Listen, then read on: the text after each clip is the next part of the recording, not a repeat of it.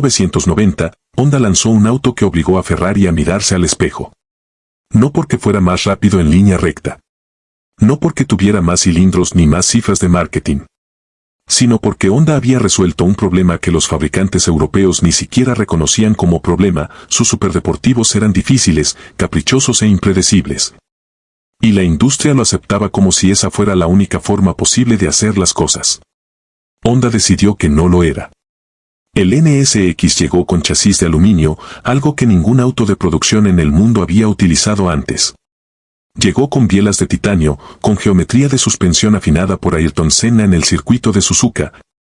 Y llegó con garantía de fábrica de 3 años en una categoría donde la garantía no existía porque los fabricantes europeos daban por sentado que sus clientes asumirían los costos de una máquina exigente. Lo que Honda entregó era un superdeportivo que un conductor hábil pero no profesional podía manejar con confianza, llevar al trabajo en semana y al circuito el fin de semana, sin sacrificar ninguna de las dos experiencias. Eso no sonaba a revolución. Sonaba a sentido común. Y eso era exactamente lo que lo hacía tan amenazante. Pero el NSX no fue un evento aislado.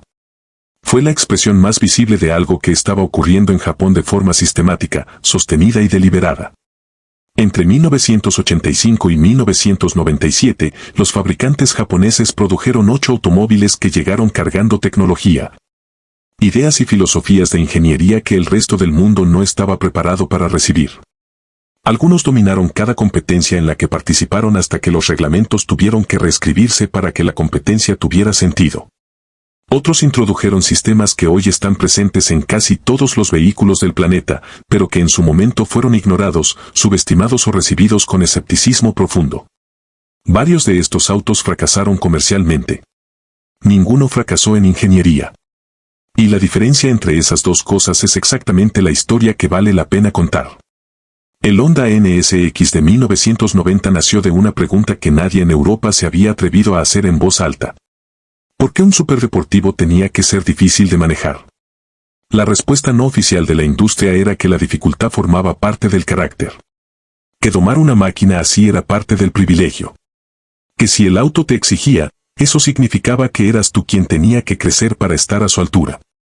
Honda escuchó esa respuesta, la analizó durante 6 años de desarrollo y la rechazó por completo. El programa de ingeniería del NSX comenzó en 1984. No con un diseño. No con una lista de especificaciones. Comenzó con una visita al circuito de Suzuka donde los ingenieros de Honda observaron cómo los pilotos profesionales interactuaban con los superdeportivos europeos de la época y tomaron nota de todo lo que hacía falta corregir. Años después, cuando el prototipo ya existía, Ayrton Senna lo llevó a la pista. Sus comentarios no fueron generales ni diplomáticos. Fueron específicos, técnicos y directos.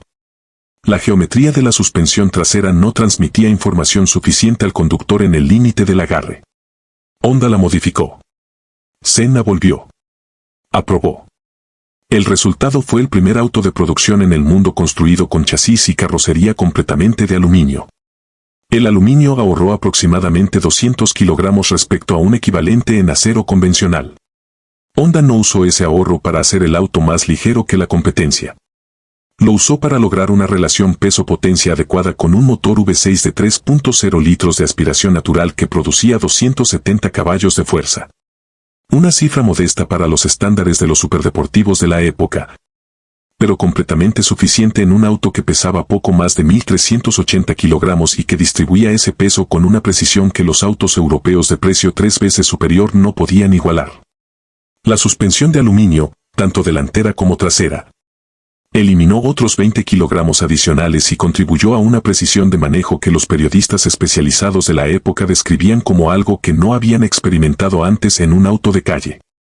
El sistema TEC de distribución variable, que modificaba los perfiles del árbol de levas a altas revoluciones para entregar comportamiento suave a bajas velocidades y rendimiento máximo en la zona alta del tacómetro desde el mismo motor, fue otro desarrollo de Honda que la industria terminó adoptando en distintas formas durante los años siguientes.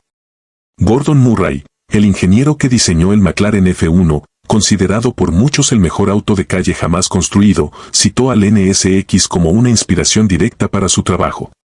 Esa es la validación más específica posible proveniente de la fuente más autorizada posible. El NSX se vendió hasta 2005 sin necesitar un rediseño fundamental.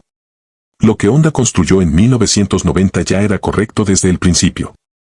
En 1989, Nissan no lanzó un auto. Lanzó una declaración. El proyecto tenía nombre interno, Proyecto 901. El objetivo estaba escrito con una claridad que no dejaba espacio para la interpretación. Nissan sería el líder mundial en desempeño dinámico de vehículos antes de que terminara la década. No era un eslogan publicitario. Era una instrucción de ingeniería. Y el Skyline GT-RR 32 fue la forma más completa en que esa instrucción tomó forma física.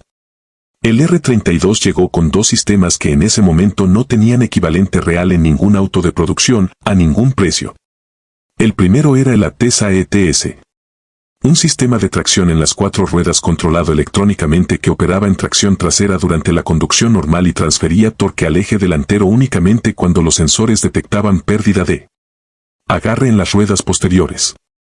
Lo hacía de forma continua, instantánea y completamente transparente para el conductor. El auto se comportaba con la precisión y la respuesta de un vehículo de tracción trasera cuando la situación lo permitía, y con la estabilidad de la tracción integral exactamente cuando la situación lo requería. No había compromiso entre los dos modos. Había inteligencia. El segundo sistema era el Super ICAS, dirección en las cuatro ruedas que giraba las ruedas traseras en la misma dirección que las delanteras a velocidades elevadas, mejorando la estabilidad en cambios de carril y en curvas largas de una forma que ningún sistema pasivo podía replicar. Juntos, estos dos desarrollos le dieron al R32 una capacidad dinámica que excedía con amplitud lo que su potencia oficial sugería que era posible. Esa potencia oficial era 276 caballos de fuerza. La cifra correspondía a un acuerdo voluntario entre los fabricantes japoneses que limitaba los números declarados independientemente de lo que los motores producían en realidad. Lo que el motor RB26D de doble turbo y 6 cilindros en línea producía en realidad era considerablemente más. Los preparadores lo descubrieron rápidamente. Las cifras que obtenían con modificaciones relativamente accesibles pertenecían a una categoría que antes solo existía en maquinaria de carrera pura. En el campeonato japonés de turismos, el R32 ganó cada carrera que disputó entre 1990 y 1993. 29 victorias consecutivas. Los organizadores impusieron lastre de penalización. Luego crearon reglamentos especiales. Nada fue suficiente. En Australia lo prohibieron directamente. La prensa australiana le puso un nombre que quedó para siempre pegado al linaje del GTR, Godzilla. Mazda llevaba construyendo autos con motor rotativo desde 1967.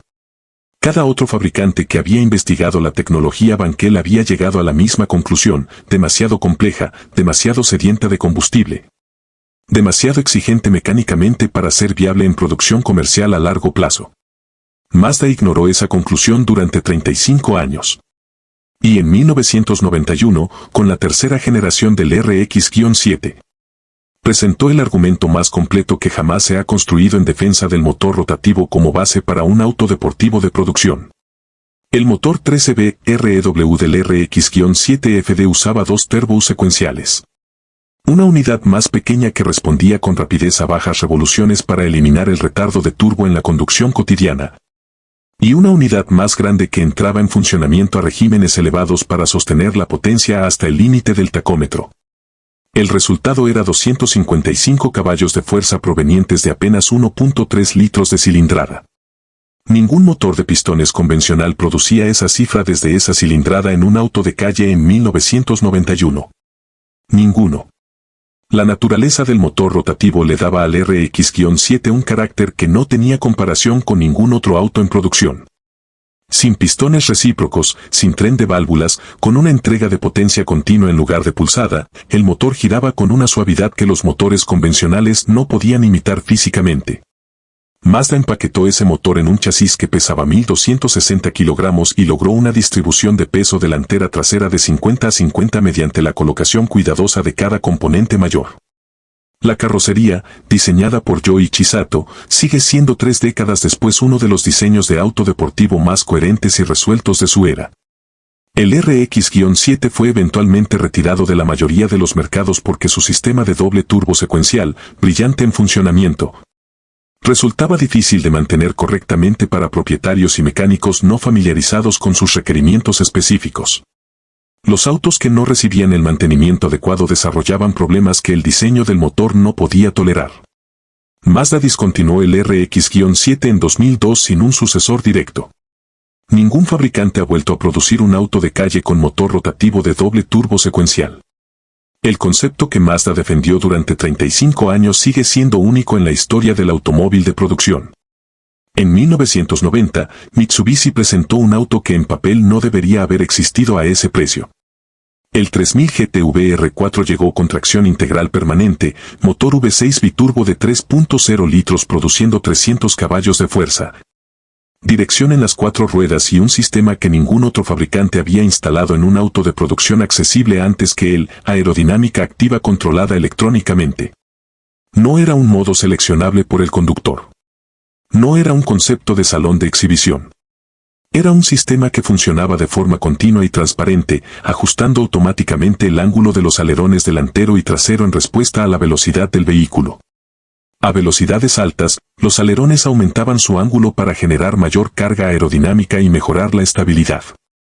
A velocidades bajas, reducían su ángulo para disminuir la resistencia al avance.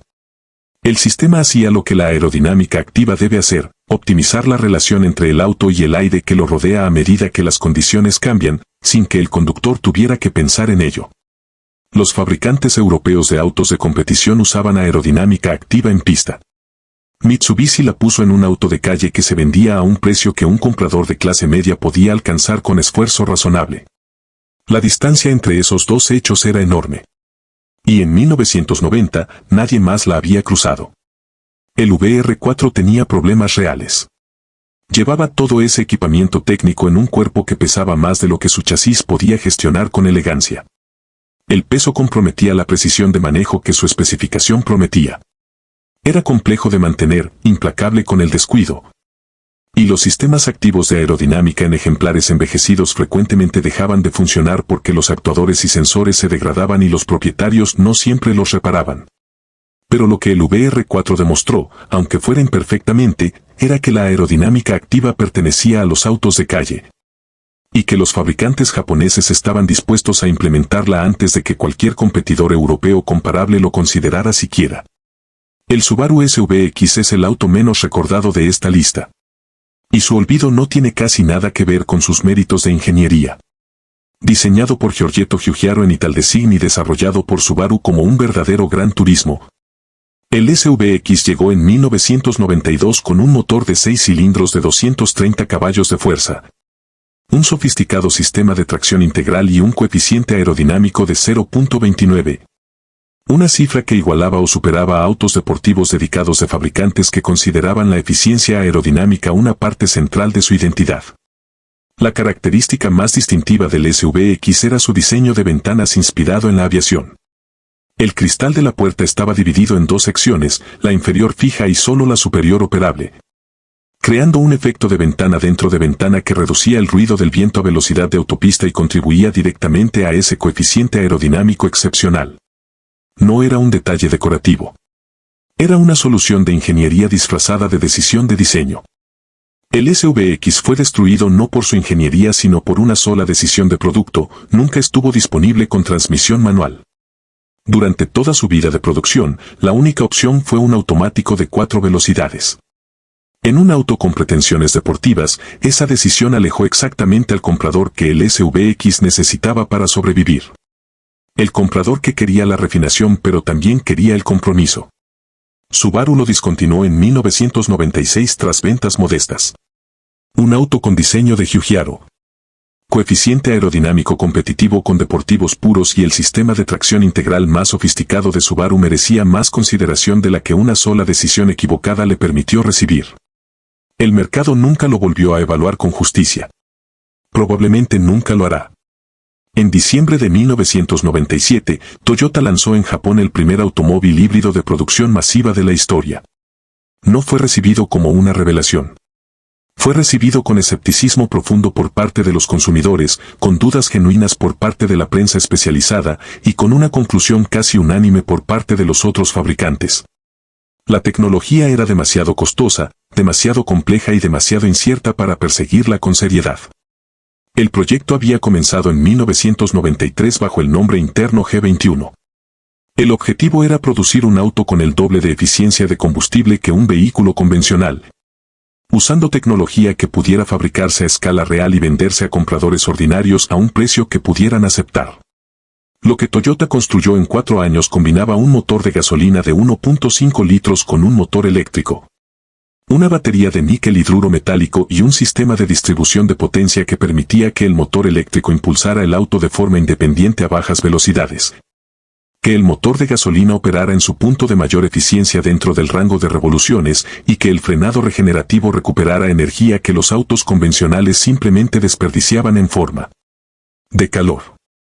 Cada fabricante importante que concluyó en 1997 que la tecnología híbrida no valía la pena perseguir, gastó posteriormente miles de millones de dólares desarrollando sistemas propios después de que el Prius demostró, a través de una década de producción y cientos de miles de unidades vendidas, que la tecnología funcionaba, que los compradores la querían, y que el futuro que Toyota había identificado en 1993 llegaba más rápido de lo que alguien había anticipado. El Prius no solo llegó adelantado en términos de ingeniería. Llegó adelantado en términos de mercado, en términos culturales y en términos regulatorios, antes de que la conversación sobre emisiones automotrices hubiera tomado forma definitiva, y ayudó a definir los términos de esa conversación en los años que siguieron. En 1994, Honda instaló cancelación activa de ruido en un sedán familiar de precio intermedio. No en un buque insignia de lujo. No en un Alocar producido en números limitados para demostrar ambición técnica. En un Honda Accord. Un auto que compraban familias con presupuesto razonable que querían confiabilidad, espacio y economía de combustible. Y que en su mayoría no tenían idea de que la tecnología estaba presente porque su única evidencia era un interior más silencioso de lo que esperaban. La cancelación activa de ruido usa micrófonos para detectar sonido no deseado y genera una onda de sonido opuesta que lo neutraliza antes de que llegue al oído del ocupante.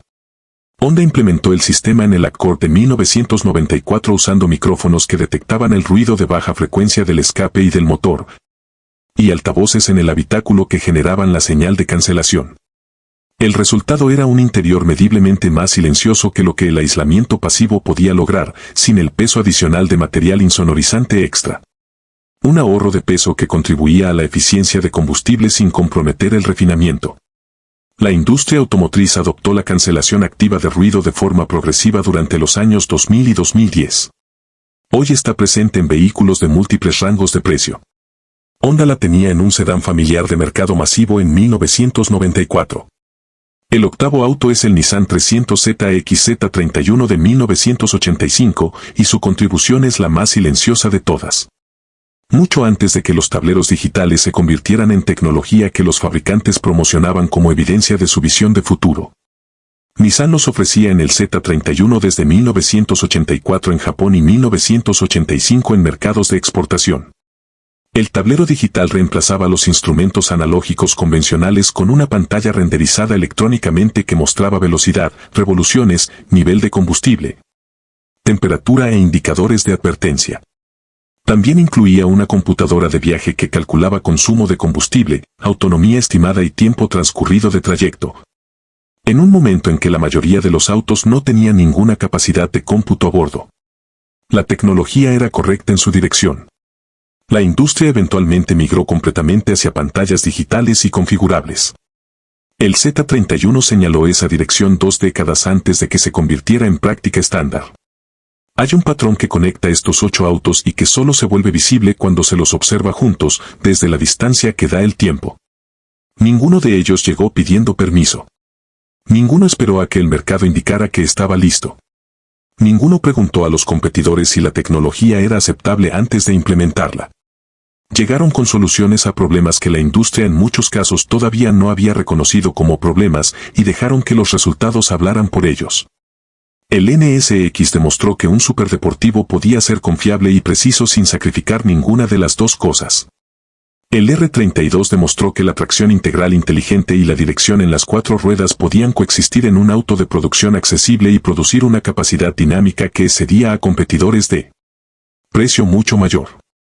El RX-7 demostró que el motor rotativo, en manos de ingenieros completamente comprometidos con sus posibilidades, podía producir una relación entre cilindrada y potencia que los motores convencionales no podían igualar. El 3000 GT demostró que la aerodinámica activa no tenía que limitarse a los autos de competición.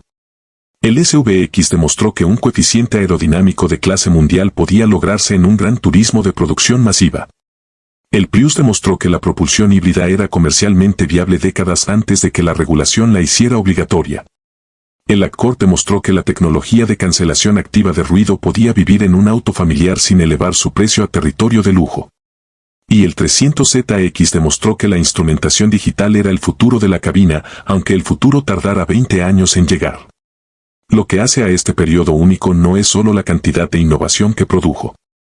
Es la forma en que esa innovación llegó, sin anuncios grandiosos, sin campañas de relaciones públicas diseñadas para gestionar la percepción, sin el tipo de narrativa corporativa que convierte cada nueva característica en un acontecimiento histórico. Llegó incorporada en autos de producción reales, vendidos a precios reales, a compradores reales que en muchos casos no tenían idea de la magnitud de lo que estaban adquiriendo. Esa discreción fue parte de la filosofía. En la cultura de ingeniería japonesa de esa era, el trabajo hablaba. Las declaraciones sobraban. El auto era el argumento. Y en 8 casos distintos, entre 1985 y 1997, ese argumento resultó ser irrefutable. La arquitectura de aluminio que Honda pionereó en el NSX influyó en la construcción del McLaren F1 y eventualmente encontró su camino hacia la producción en volumen. El sistema híbrido que Toyota desarrolló para el Prius se convirtió en la base de una transición industrial que todavía se está desarrollando. Los sistemas de tracción integral y dirección en las 4 ruedas que Nissan y Mitsubishi instalaron en autos de producción accesibles se convirtieron en características definitorias de los vehículos de desempeño a nivel global. La cancelación activa de ruido que Honda puso en un sedán familiar hoy está en auriculares premium, en cabinas de aviación y en automóviles de todos los segmentos. Los tableros digitales que Nissan mostró en 1985 son hoy el estándar universal de la industria. Ninguno de estos resultados fue inmediato. Varios tomaron décadas. Algunos todavía están ocurriendo. Pero todos tienen el mismo punto de origen, un periodo específico, en un país específico, en el que las condiciones económicas, la cultura de ingeniería y la ambición competitiva convergieron para producir algo que la historia automotriz no había visto antes y que no ha vuelto a ver de la misma forma. Lo que es fácil olvidar, mirando estos autos desde hoy, es cuánta resistencia enfrentaron en su momento. El NSX fue recibido por algunos como un ejercicio de precisión técnica sin alma. El Prius fue descartado por los fabricantes más importantes del mundo como una apuesta demasiado costosa y demasiado incierta. El RX-7 fue retirado porque sus requerimientos de mantenimiento excedían lo que el mercado masivo estaba dispuesto a aceptar. El SVX murió por una sola decisión de transmisión. El R32 fue prohibido en competición porque ganaba demasiado. Fracasar en ventas no es lo mismo que fracasar en ingeniería. Ser incomprendido en su momento no es lo mismo que ser incorrecto. Llegar antes de que el mundo esté listo no es una debilidad. Es, en la historia de la innovación, la forma más común en que el progreso real se presenta. Japón construyó estos 8 autos entre 1985 y 1997. El resto de la industria pasó las décadas siguientes construyendo, lentamente y con enormes inversiones, lo que Japón ya había terminado. Esa es la historia. No la de 8 autos adelantados a su tiempo. La de una industria entera que tardó décadas en ponerse al día.